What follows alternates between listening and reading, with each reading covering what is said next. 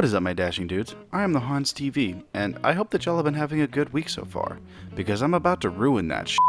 It's time for r/stories about Kevin. Our first post for the day comes from Psycho Sarah. Kevin, father of Kevin. I've posted about my Kevin of a stepbrother before, but I've neglected to mention the fact that the dumbass didn't fall far from the stupidity tree.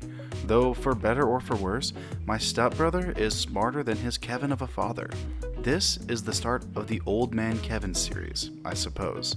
Old Man Kevin values one thing and one thing only: sports. He had both of his sons signed up for 3 sports each: baseball, hockey, and football for Kevin, baseball, basketball, and soccer for his younger son, age 13 for this event, who I guess I'll call C because he isn't dumb enough to be worthy of the name Kevin. While playing soccer, C trips and falls hard onto one of his hands, hard enough that he can't move his wrist anymore. Because Old Man Kevin constantly berated people for crying when injured, C didn't say how hurt he was, though he held up his limp hand awkwardly.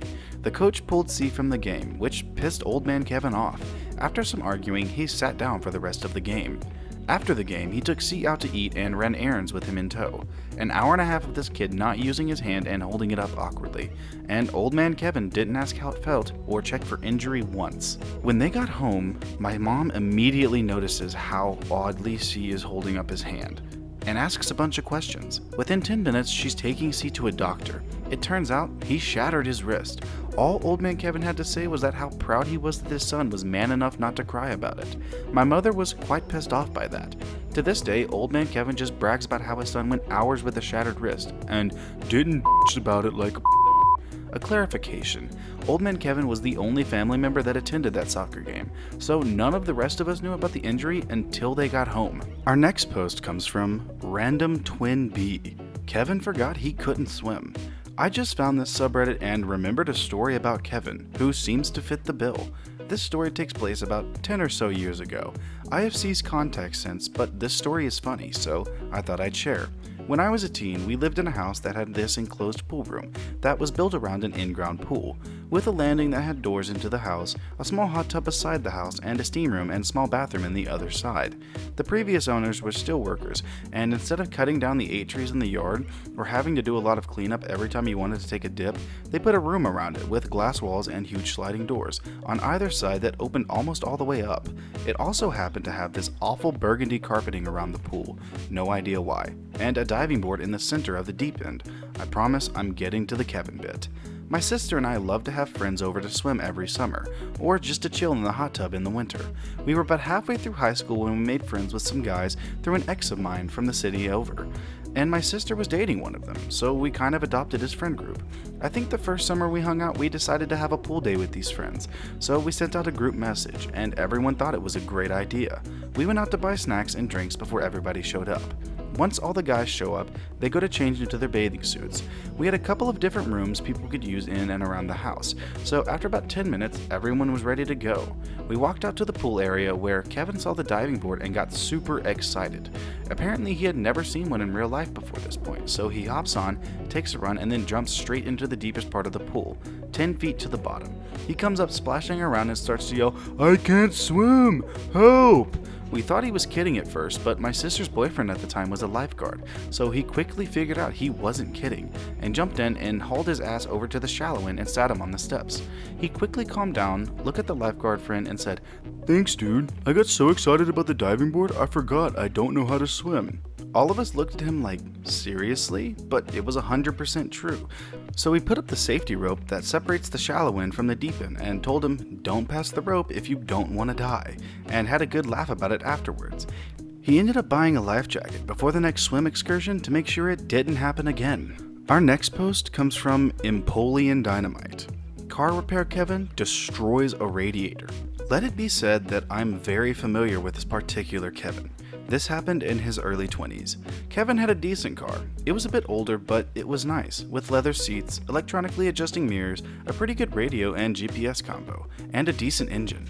It being a bit older, he needed help fixing the suspension. Fortunately, his dad was kind of a car guy and had expertise to share. Kevin managed to get somewhat of a kick out of the repair process, and over 2 days, he and his dad fixed the car. It was nice. The Kevin decided to take it out, not realizing you had to pump the brakes, and proceeded to crash into a shrubbery when he realized the brakes weren't working and needed to stop the car somehow. His dad was going to explain this to him when he came back from cleaning his hands from the work on the car, but Kevin couldn't wait. The crash managed to puncture a hole in the damn radiator, and now the car needs an expensive professional repair. It's me. I'm Kevin, and this happened like 3 hours ago. What a twist! Our final post for the day comes from General Lamarck. Kevin takes the train. My best friend is not, at first glance, the picture of a Kevin. He's very much aware of what's going on around him, can competently manage adult life, and has some of the best empathy I've come across. However, he has only left our home metro area maybe twice in his life, and this combined with his tendency towards incredible stubbornness can lead to some interesting conversations. One night, after I picked him up from work, he started talking about his upcoming trip to see his aunt in New York. In order to save money, he was taking an Amtrak to Washington, D.C., and meeting her there. He said he was excited to travel to Virginia, but became confused when I asked him about why the train was stopping there when DC was so close. After about a minute or so of circular "who's on first" arguing, I came to the realization that he believed Washington, D.C. to be a city in Virginia. Upon being pressed on this, he admitted that he wasn't sure about this being true, but that it was definitely in neither Virginia or Maryland. He had no concept of D.C. being a federal district, refused to believe me when I said it was, pulled out some sort of logic that I wish I could remember for why it got electoral votes despite just being a city and a state, and was shocked that I, a geography buff, was so wrong about this. Finally, he pulled out his phone to Google which state it was in, and became extremely angry when his search revealed me to have been right. I laughed for a few minutes and then said that he'd still get to see Virginia out the window on the last leg of the trip. His response, "No I won't, the train will be underground." He had only really heard about passenger trains in the form of subways, and so believed the Amtrak train from Texas to DC was going to be in an underground tunnel for the entire time. I still enjoy imagining just what kind of train system he thought he was going to take. Well, alright, my dashing dudes. That is going to do it for today's episode of r/StoriesAboutKevin. If you like the stories, I'll leave them down in the description below. And if you liked the video, feel free to drop a subscribe, a like, and a comment down below with what you'd like to see me read next. But with that being said, I will see you in the next video.